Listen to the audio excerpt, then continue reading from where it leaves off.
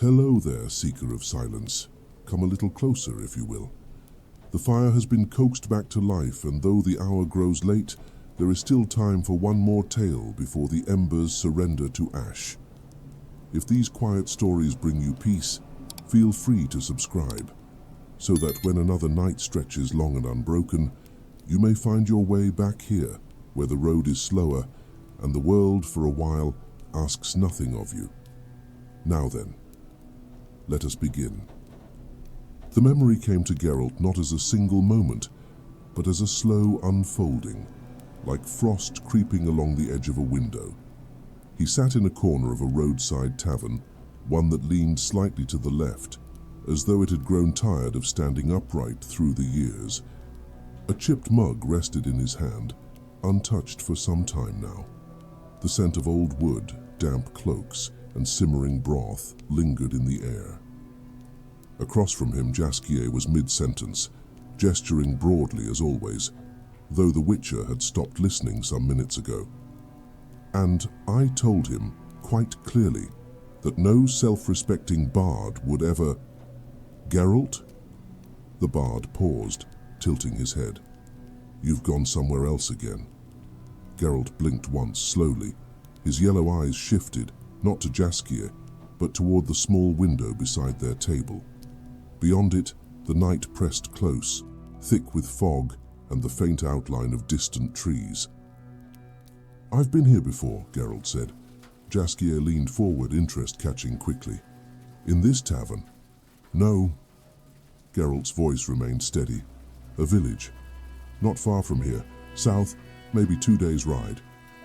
Jaskier's expression brightened in that familiar way, the way that meant trouble or song, often both. Oh, now that sounds promising, he said, already reaching for a scrap of parchment. Do continue. Was there danger? A curse? A beautiful woman with tragic eyes? Geralt exhaled through his nose, the faintest sign of amusement passing across his features. There was a contract. Of course there was, Jaskier muttered, dipping his quill. Geralt set his mug down. The fire nearby shifted, casting a dim glow across the table, and for a moment the tavern seemed to fade behind the weight of recollection. It had been early autumn when he arrived. The road leading into the village was narrow, edged by tall grasses that had begun to turn the color of old gold. The wind moved through them in long, slow waves, carrying with it the scent of damp earth and distant rain.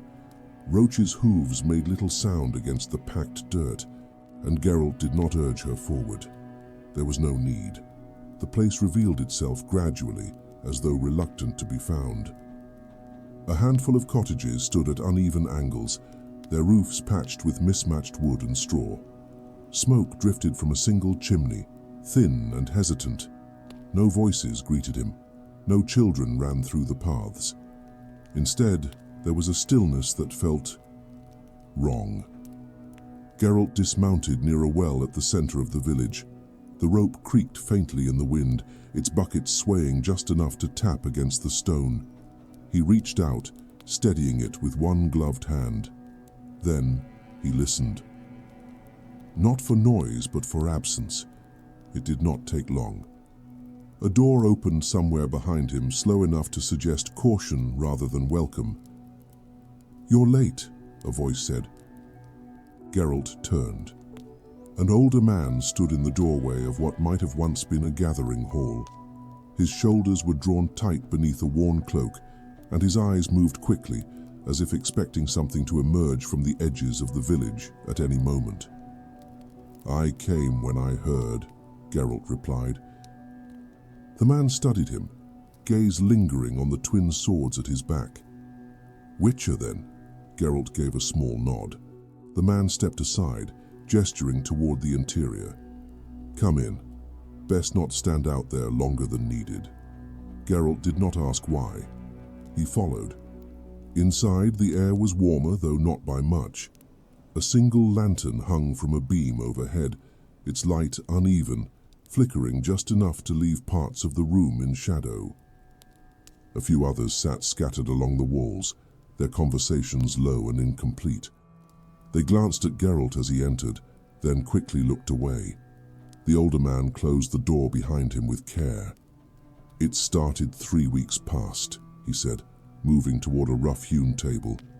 "Livestock first, then other things." Geralt removed his gloves, setting them down. "What kind of tracks?" "None," the man answered too quickly. "Or none that we could make sense of." Geralt's gaze sharpened slightly. "And the bodies?" The room grew heavier at the question. "Gone," the man said after a moment. "Most of them. What little was left..." He hesitated. "We buried what we could." Geralt said nothing. The lantern above them gave a soft flicker. Outside, the wind shifted again, brushing against the walls like something searching for a way in. Jaskier's quill scratched faintly across the parchment as Geralt spoke, capturing each word with careful attention. "And you took the contract?" the bard asked, glancing up. Geralt's eyes remained fixed on the fire. "Yes." "And did you know what it was? This thing?" Geralt leaned back slightly, the chair creaking beneath him. "No," he said. Jaskier smiled, a touch of excitement returning. "Good," he murmured. "That makes for a far better story." Geralt did not disagree. He simply reached for his mug once more, and as the fire shifted again, the memory deepened, leading further into the village and into the first night that something moved just beyond the reach of sight. The villagers did not linger long once their questions had been asked and answered. One by one they slipped from the gathering hall, each with the same careful glance toward the door before stepping out into the night. It was not the glance of those expecting a storm, nor the wary look of men accustomed to wolves or bandits. It was something quieter than that, something that had already come and might come again. Geralt remained where he was, seated at the table, his hands resting loosely before him. The older man, who had given his name as Edrin, moved about the room, adjusting the lantern, ensuring the shutters were secured with more attention than seemed necessary. "You bar your windows every night?" Geralt asked. Edrin did not turn immediately. "Every night since the second week," he said. "Before that, we thought it would pass." Geralt watched him for a moment, then rose. "I'll take a look around." Edrin stiffened slightly. "Now?" Geralt reached for his gloves. "Yes." The older man hesitated, as though weighing something unspoken. "It doesn't come every night," he said at last. "There are gaps." Geralt fastened one glove, then the other. "And when it does," Edrin's voice lowered, "no one hears it approach." Geralt gave a faint nod, as if the answer confirmed more than it revealed. He stepped toward the door. Edrin moved quickly to intercept him, placing a hand against the wood before Geralt could open it. "If you go," he said, "do not follow it too far." Geralt's gaze settled on him. "I decide how far." For a moment, it seemed Edrin might argue. But then his hand fell away and he stepped back, the weight of something unspoken settling into his shoulders once more. Geralt opened the door. The night met him without resistance. The village lay as he had left it, though it felt different now. Not emptier, but watchful. The lanterns that had burned faintly before were gone, extinguished behind shuttered windows. Only the pale wash of moonlight remained, casting long, uneven shadows between the cottages. Geralt moved slowly, his boots making little sound against the ground. He did not reach for his swords, not yet. Instead, he listened. The wind had quieted since earlier, leaving the air almost still. A faint creak came from somewhere to his right, wood settling perhaps, or something brushing lightly against a wall. He turned his head slightly. Nothing moved. Geralt continued. He passed the well, the rope now still, the bucket resting against the stone. The tall grasses beyond the village stirred faintly, though no breeze followed. That was the first thing. Movement without cause. Geralt paused at the edge of the path, crouching slightly to inspect the ground.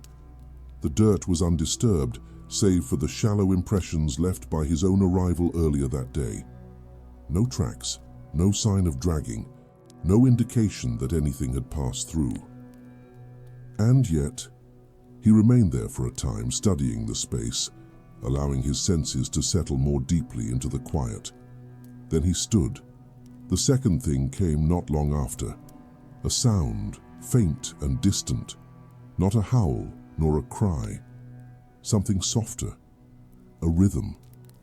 Geralt turned his head, narrowing his eyes toward the far end of the village, where the last of the cottages gave way to a thin line of trees.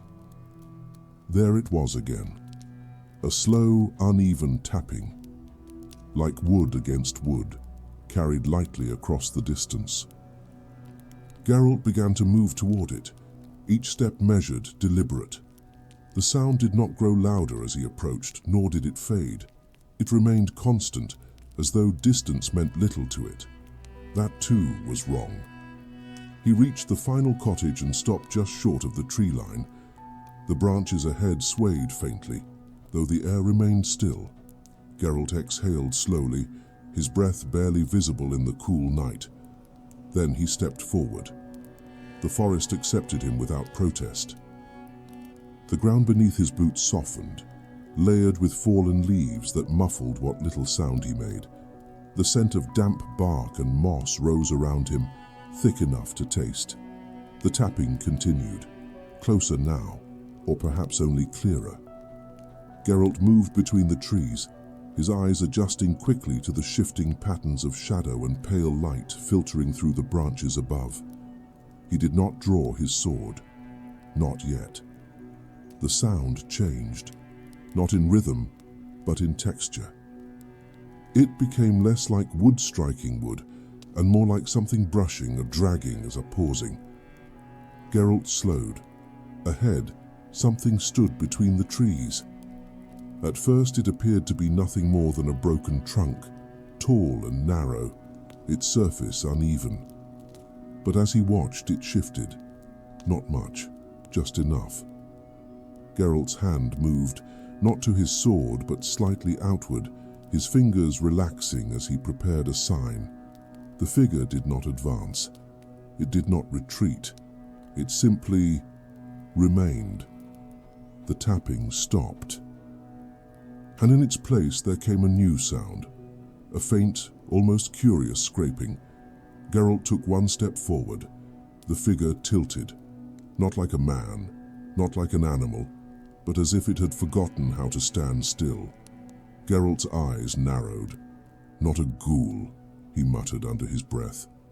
The thing before him did not react to the words. It moved again, a slow, uneven shift, one limb, or something like a limb, adjusting against the ground. Geralt took another step, and then it was gone. Not with speed. Not with a rush or a leap, it simply was no longer there. The space it had occupied stood empty, the trees behind it undisturbed. Geralt did not chase it. He remained where he was, listening.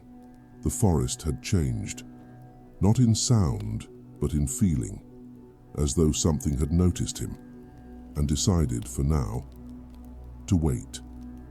Back in the tavern, Jaskier's quill slowed. He looked up, brows raised slightly. "Well," he said, "that is deeply unsettling." Geralt did not respond immediately. His gaze remained on the fire, watching as one of the logs shifted, sending a brief cascade of sparks upward before settling once more. "It wasn't hunting me," he said at last. Jaskier leaned back. "No?" Geralt shook his head once. "It was watching." The bard considered that, tapping the end of his quill lightly against the parchment. "And that," he said, "is somehow worse." Geralt did not disagree. He simply reached for his drink again, and the memory carried on deeper into the night where the village slept. And something else did not. Geralt did not return to the hall immediately. Instead, he remained at the edge of the forest, standing where the trees thinned and the village began again. His gaze lingered on the space where the figure had stood, as though it might reappear if he simply waited long enough. But nothing came. The forest resumed its stillness, the faint rustle of leaves settling into something ordinary, something that no longer carried the same quiet tension. At last, Geralt turned. The path back through the village felt longer than before. Each cottage stood as it had earlier, darkened windows, doors secured from within. Yet now there was a weight to the air, subtle but persistent, like the aftertaste of something bitter. He passed the well again. This time the bucket swayed slightly. Geralt stopped. The rope creaked once, a small, deliberate sound. There was no wind. His eyes shifted, scanning the space around him. Nothing moved. Still he stepped closer, placing one hand against the stone edge. The bucket continued its slow motion, brushing lightly against the side, then drifting back again. Geralt reached out and caught it, stilling it completely. The rope stopped. The sound ceased. For a moment, everything held. Then, a faint scrape from somewhere behind him.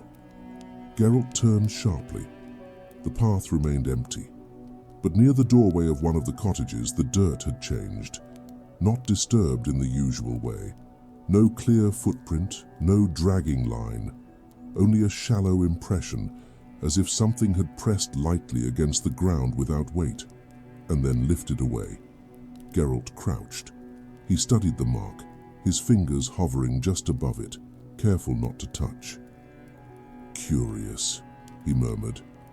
It was too defined to be chance, too incomplete to be understood. He remained there for a while, committing the shape to memory, tracing its edges with his eyes rather than his hand. Then he stood again. The village offered no further signs. Not that night. When he returned to the hall, Edrin was waiting. The older man rose from his chair as Geralt entered, his movements quick, almost eager. "You saw something?" Geralt closed the door behind him. "Yes." Edrin swallowed. "What was it?" Geralt removed his gloves, placing them on the table once more. "I don't know." The answer seemed to unsettle the man more than any description might have. "But you've seen many things," Edrin pressed. "Creatures, curses." "Not this one," Geralt said, his tone even. Edrin fell silent. The lantern above flickered, casting uneven shadows along the walls. Geralt moved to the table, pulling out a chair and sitting down slowly. "It doesn't leave tracks," he said. "It doesn't move like anything I've encountered, and it doesn't attack immediately." Edrin's brow furrowed. "But it takes people." Geralt nodded. "Yes." A pause settled between them. Then Edrin spoke again, quieter this time. "There was a girl," he said. "Second week. She wandered too far from the houses. We found nothing. Not even blood." Geralt's gaze lifted slightly. "Time of day?" "Late afternoon." Geralt considered that. "So it doesn't only come at night?" Edrin shook his head. "No." The Witcher leaned back, the wood of the chair creaking faintly beneath him. "And the others?" he asked. "Similar," Edrin replied. "No pattern we could see, some near the forest, some closer." Geralt's eyes narrowed slightly at that. "Closer?" Edrin hesitated. "One man," he said. "He was inside his home." Geralt did not speak. Edrin's voice dropped further. "The door was still barred when we found it." The room seemed to grow heavier around them. Geralt reached for his silver sword, not drawing it, but resting his hand lightly against the hilt. "No forced entry. None." Geralt exhaled slowly. "That rules out most things." Edrin gave a weak, uncertain nod. What does that leave? Geralt did not answer immediately. His gaze drifted toward the lantern, watching the way its light bent and shifted along the edges of the room. "Something that doesn't follow the usual rules," he said at last. Edrin let out a quiet breath, as though the words themselves confirmed a fear he had not wanted to name. "What do we do?" Geralt's hand remained on the hilt of his sword. "We wait." Back in the tavern, Jaskier had stopped writing entirely. He leaned forward, elbows on the table, his usual expression softened into something more thoughtful. "You don't often say that," he remarked. Geralt glanced at him briefly. "Say what?" "Wait," Jaskier replied. "You're usually quite proactive when it comes to monsters." Geralt looked back at the fire. "This one wasn't rushing," he said. "No reason for me to." Jaskier considered that, then nodded slowly. "I suppose that makes sense," he admitted. "Still, I imagine the villagers weren't thrilled with the strategy." Geralt's lips twitched faintly. "No," Jaskier smiled slightly. "They rarely are." The bard picked up his quill again, though he did not resume writing just yet. "And did you wait long?" he asked. Geralt's gaze remained steady. "Long enough." The next day passed without incident. Geralt walked the perimeter of the village, noting the position of each cottage, the spacing between them, the line of the forest as it curved around the clearing. He spoke little. The villagers spoke less. There was a watchfulness in their movements now, a shared understanding that something unseen moved among them, just beyond reach. By evening, the sky had begun to shift. Clouds gathered slowly, dulling the light, turning the horizon a muted shade of grey. Geralt stood near the well once more, his eyes tracing the edges of the village. He felt it before he heard it. That same subtle change, the air tightening just slightly, then the tapping. Faint at first, then clearer. Somewhere within the village this time, not the forest. Geralt turned, the sound came again, closer. Behind one of the cottages. He moved without hesitation, each step steady, controlled. The tapping continued, a slow, uneven rhythm. Geralt reached the corner of the building and paused. The sound stopped. For a brief moment there was nothing. Then a shift, not in sound, but in presence. Geralt stepped around the corner, and there it was again, closer than before. Standing near the wall, its shape just as indistinct, its form bending slightly as though it had not yet decided how to hold itself together. Geralt's hand lifted. This time, he did not hesitate. Ard. The force struck the air before him, rippling outward. The figure reacted, not with pain nor with resistance, but with a sudden unraveling. Its shape loosened, edges breaking apart like mist disturbed by a passing wind. And then it was gone. Again. Geralt lowered his hand slowly. The space it had occupied felt empty, yet not entirely so. He remained still, listening. Then, from somewhere behind him, a voice. "Witcher." Geralt turned.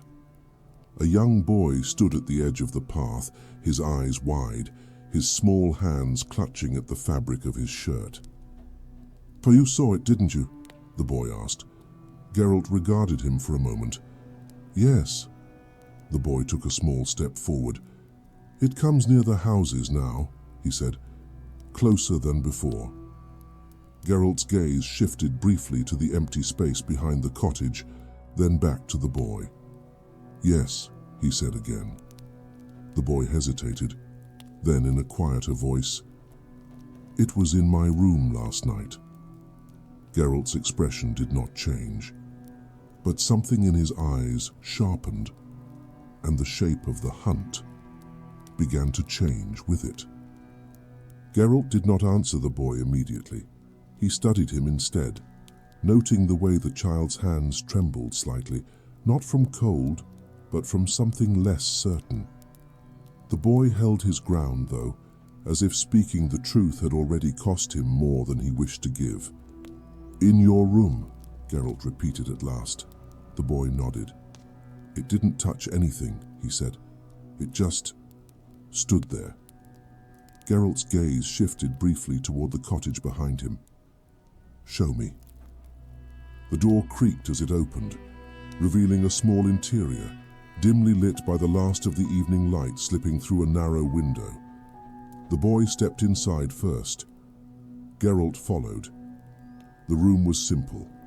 A narrow bed against one wall, a low table, a stool and a shelf holding a few scattered belongings. Nothing seemed disturbed.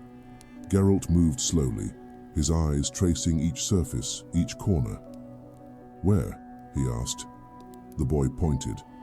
"There, near the foot of the bed." Geralt stepped closer. The wooden floor bore no marks, no impressions. The blankets lay undisturbed, folded neatly where the boy had left them. Yet something lingered. Not a scent, not a sound, a feeling. Geralt knelt, placing one hand just above the floor, not touching it, but close enough to sense what remained. Faint, barely there, but present. Magic. Not strong, not shaped in any familiar way, but woven thinly into the space, like threads left behind by something passing through. Geralt straightened. "You didn't move?" he asked. The boy shook his head. "I thought if I did, it would notice." Geralt studied him for a moment, then gave a slight nod. "You did well."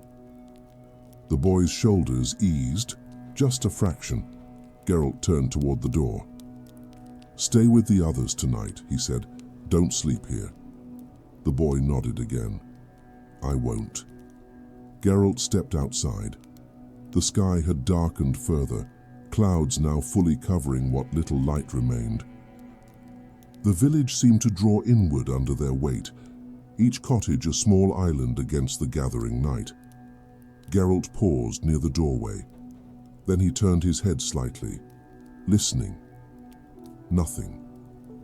And yet, he began to walk. Back in the tavern, Jaskier tapped his quill against the parchment, his brow furrowed in thought. "So it could enter houses," he said, "without sound, without trace, and without disturbing anything." Geralt gave a small nod. "Yes." Jaskier leaned back, staring at the ceiling for a moment.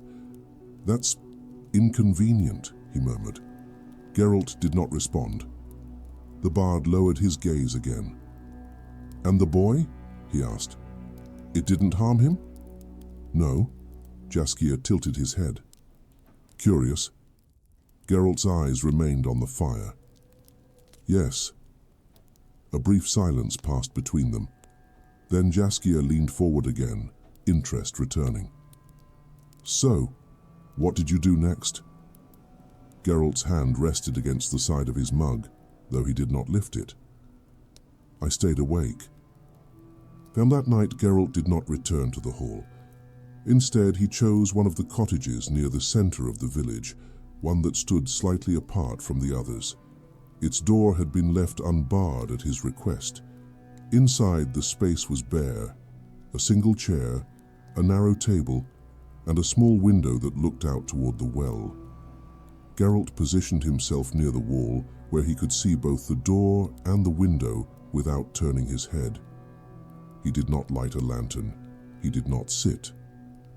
He simply stood. Hours passed.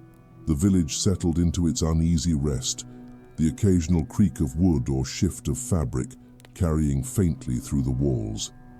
Outside, the air remained still, the clouds holding their place without change. Geralt did not move. Time in that space seemed to stretch. Then, it came. Not with sound, not with movement, but with presence. A subtle shift, a change in the air, slight but unmistakable.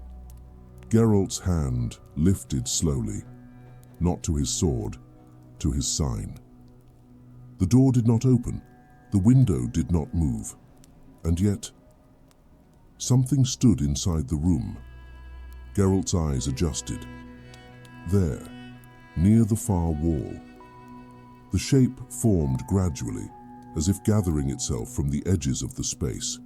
Its outline wavered, bending slightly, its form uncertain, unfinished. Geralt remained still, watching. The thing did not approach. It did not retreat. It simply observed. Geralt took a single step forward. The floor beneath him made no sound. The figure shifted, not away, but sideways, as though distance meant little to it. Geralt's hand tightened slightly.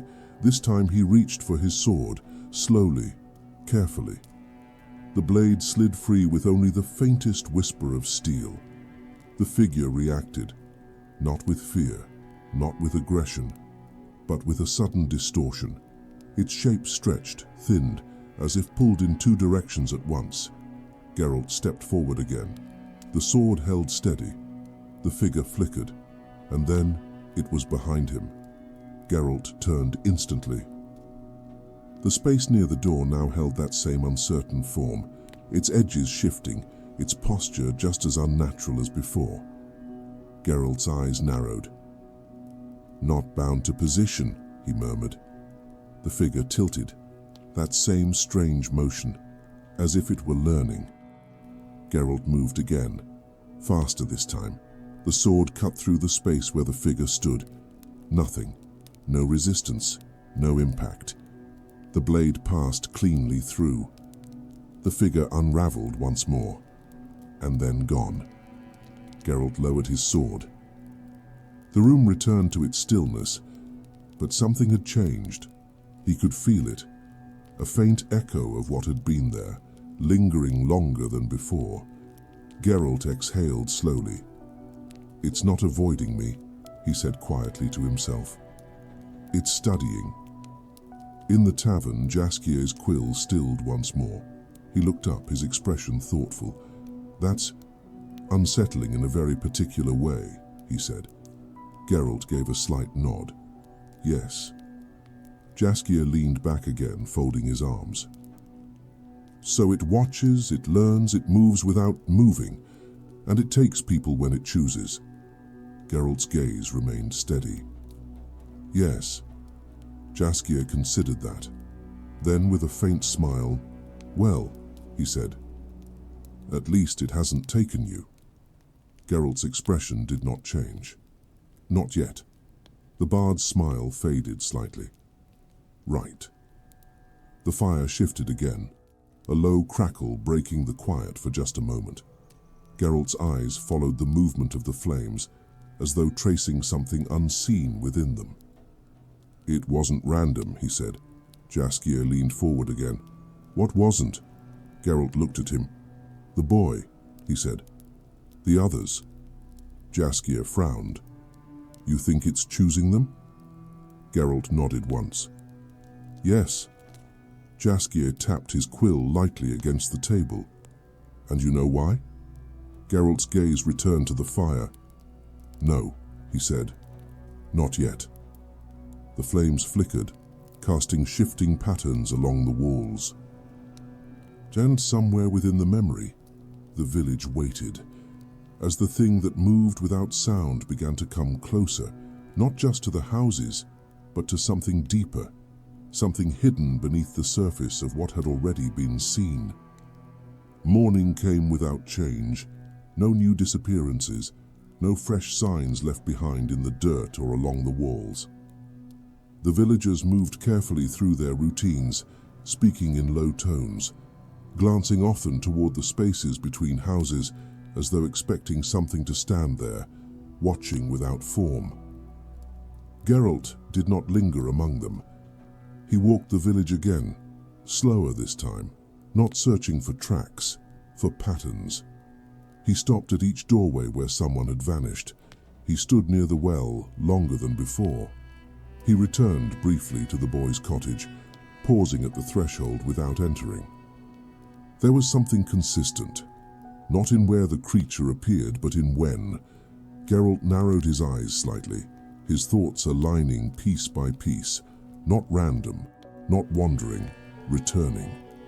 He turned. "Edrin," he called. The older man approached quickly, as though he had been waiting for the summons. "You've found something." Geralt studied him. "The first disappearance," he said. "When did it happen?" Edrin frowned, thinking. 3 weeks ago, late afternoon." Geralt nodded. "And the second?" 2 nights later." Geralt's gaze sharpened. "And after that?" Edrin hesitated, then answered slowly.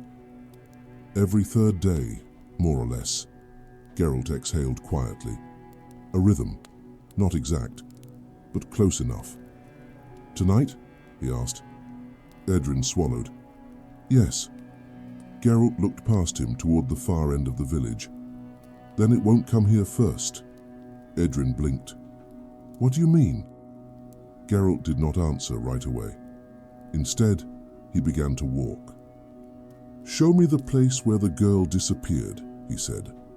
The path leading there was narrow, worn only by occasional steps.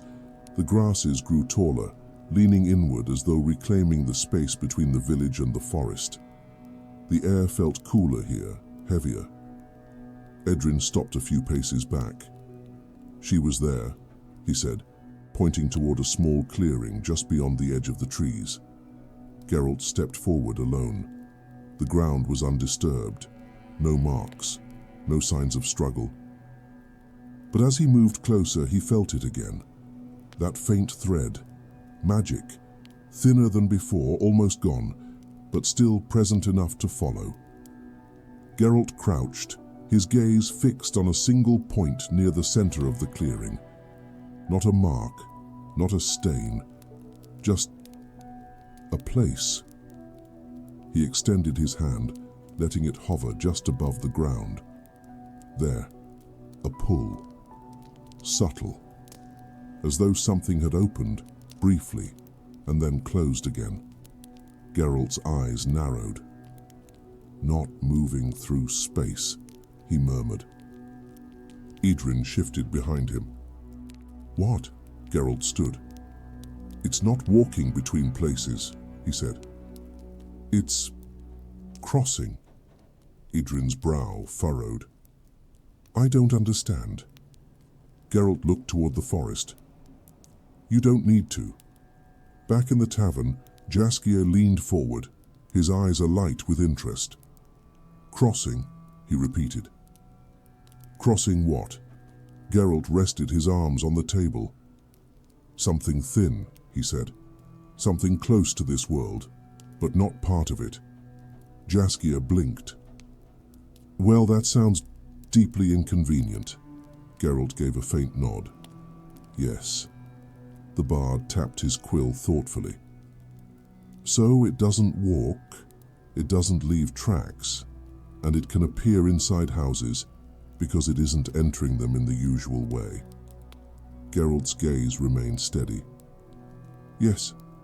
Jaskier leaned back slightly. "And the rhythm?" Geralt looked at the fire.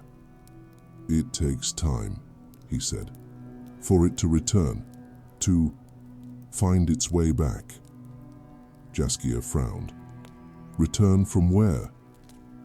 Geralt did not answer. Instead, he reached for his mug, taking a slow sip before setting it down again. "Tonight," he said, "I'll follow it." Dusk settled over the village once more. The clouds had thinned slightly, allowing a pale, uneven light to filter through. It did little to ease the tension that had taken hold of the place.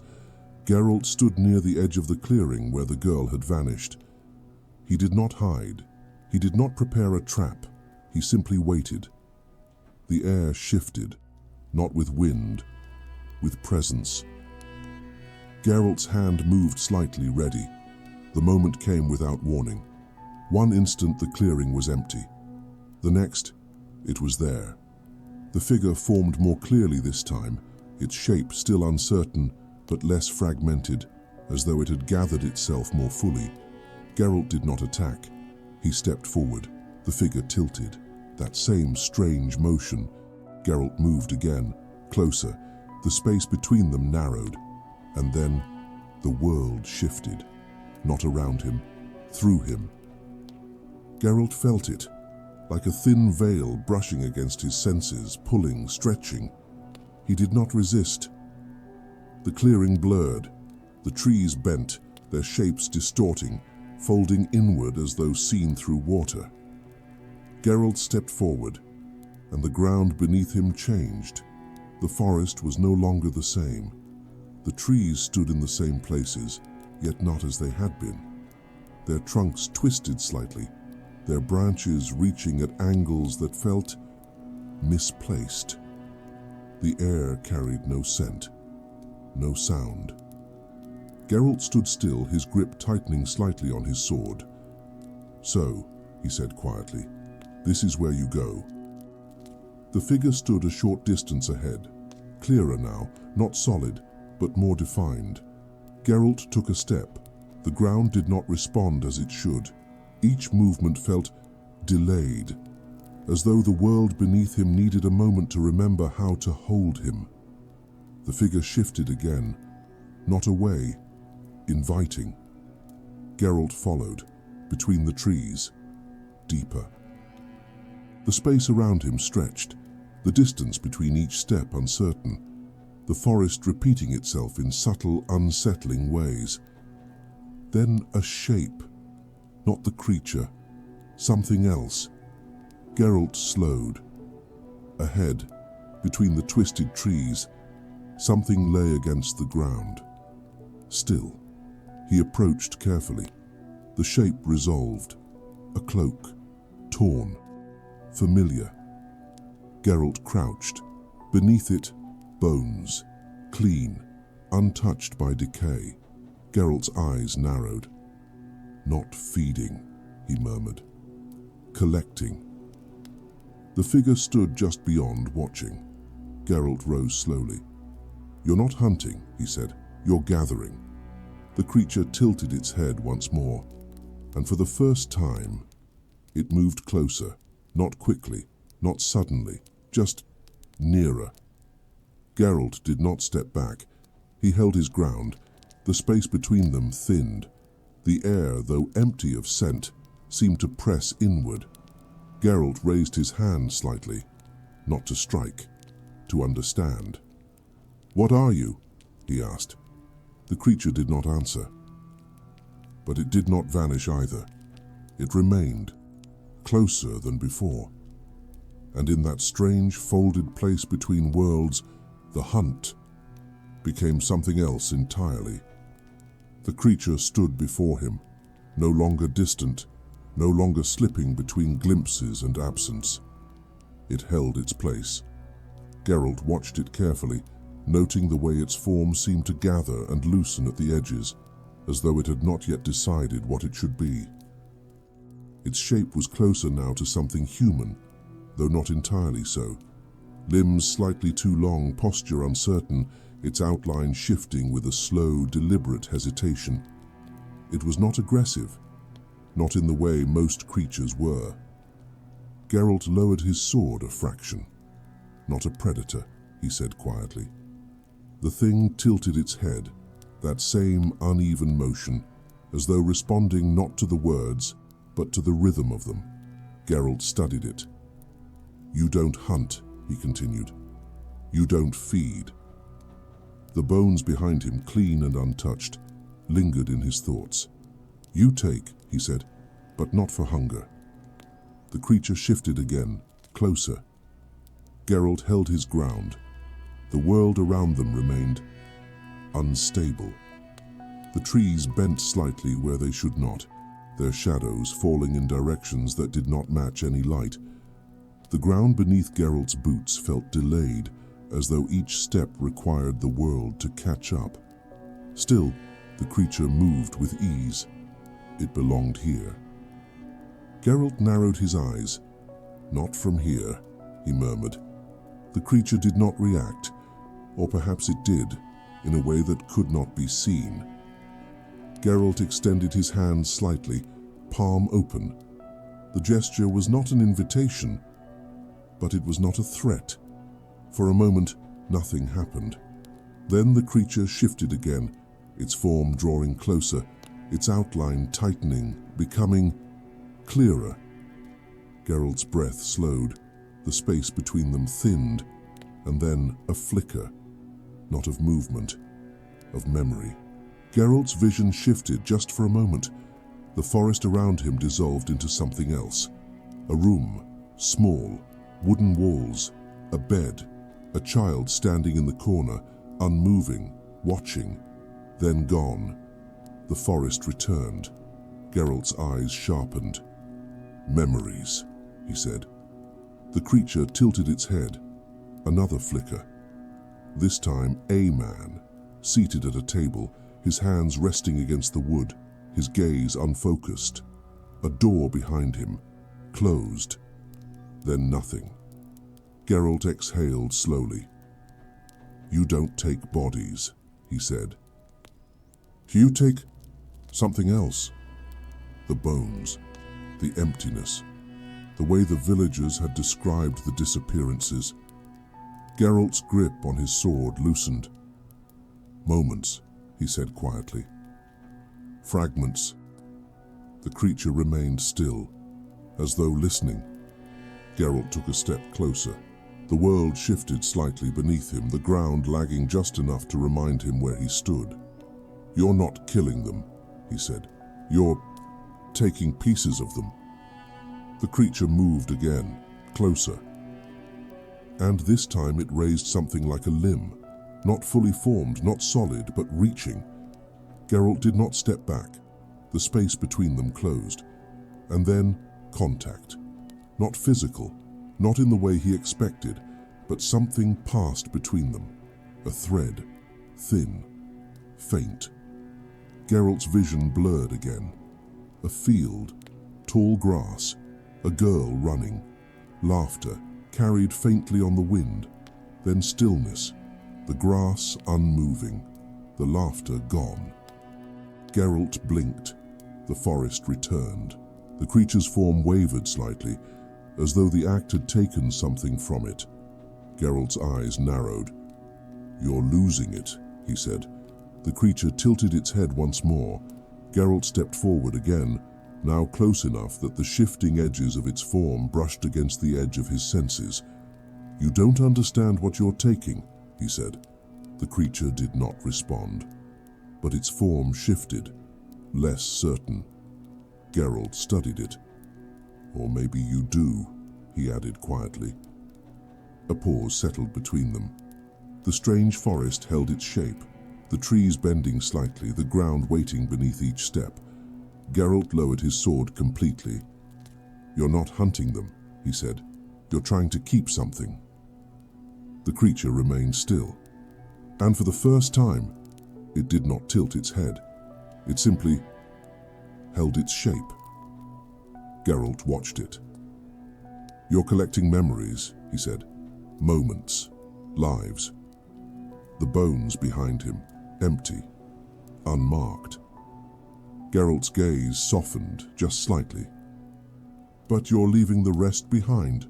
The creature shifted, faintly, as though the words had reached it, even if their meaning had not. Geralt exhaled slowly. "If you keep doing this," he said, "there won't be anything left to take." The forest seemed to tighten around them, the space folding slightly inward. The creature's form flickered, not vanishing, not moving, but weakening. Geralt took one final step forward. "You don't belong here," he said. The creature's outline wavered again. Geralt raised his hand, this time not in question, in decision. "Go back," he said quietly. The creature did not resist. It did not move away. But the space around it began to shift.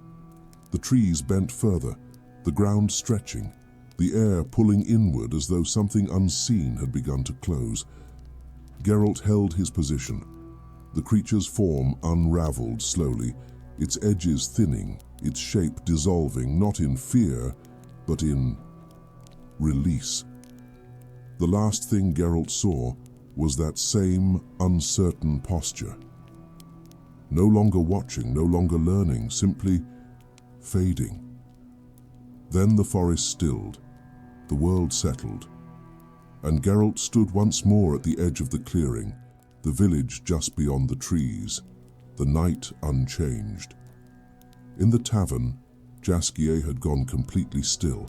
His quill rested against the parchment, forgotten. "So," he said after a moment, his voice quieter than before, "you let it go." Geralt looked at the fire. "Yes." Jaskier blinked. "That's not how these stories usually go." Geralt gave a faint nod. "No." The bard leaned back, folding his arms, his expression thoughtful. "And the villagers?" Geralt's gaze remained steady. "They stopped disappearing." Jaskier considered that, then nodded slowly. "Well," he said, "I suppose that's something." Geralt did not respond. He simply watched the fire as it shifted once more, the embers settling into a steady glow, and somewhere in the memory, the village remained, quieter than before, though not entirely unchanged. The village did not celebrate. There were no raised voices, no laughter carried across the paths, no sudden return to the rhythm that had once filled the space between the cottages. Instead, there was a slow easing. Doors remained open a little longer.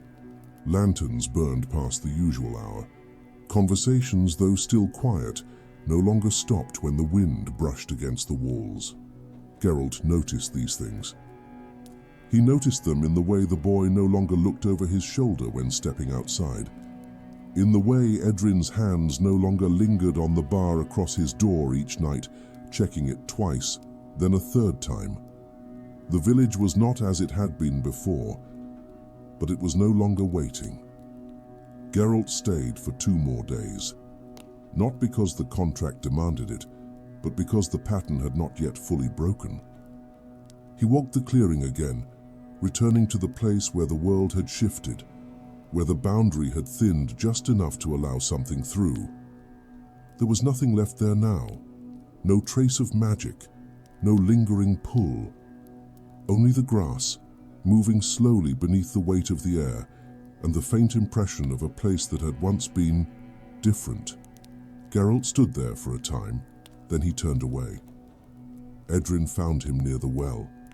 "You're leaving," the older man said. Geralt adjusted the strap of his saddle. "Yes."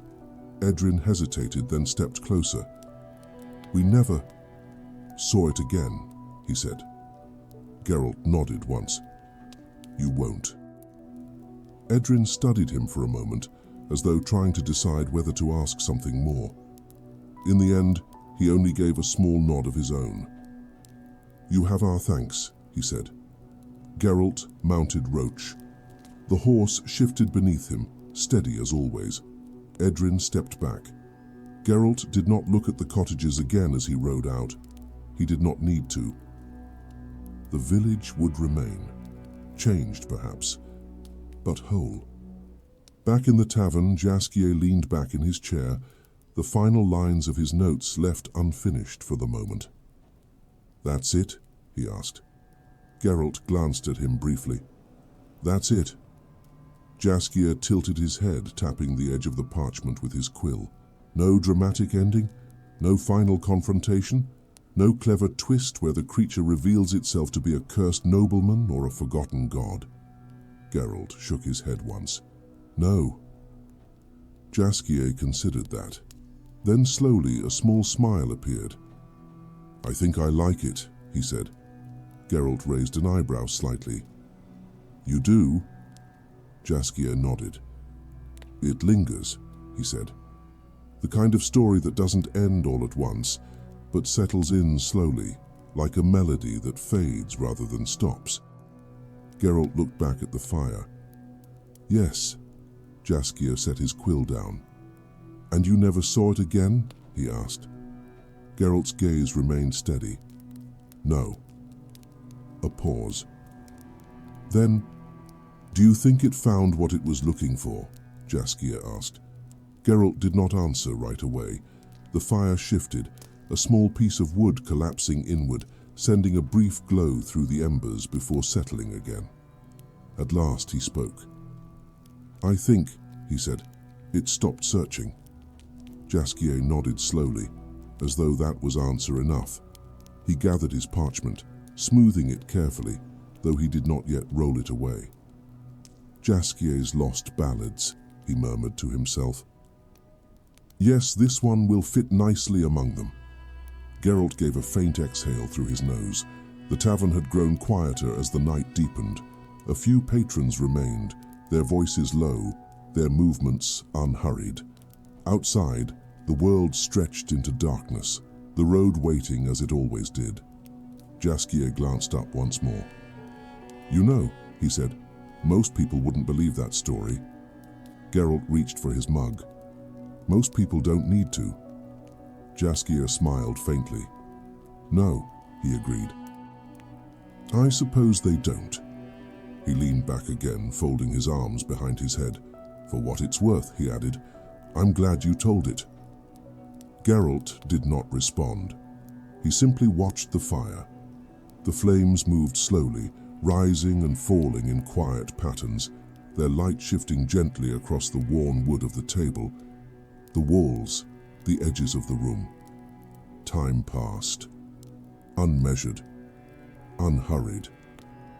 And somewhere beyond the reach of memory, in a place where the trees did not stand quite as they should, where the ground waited just a moment before holding each step, there was no longer anything crossing through, no presence gathering at the edges, no shape forming where it did not belong, only a space that had once been disturbed, now left to settle back into itself, gradually, without sound. As the night carried on and the fire burned lower, the story remained, not as something finished, but as something that simply rested where it had been left. And there, it lingered,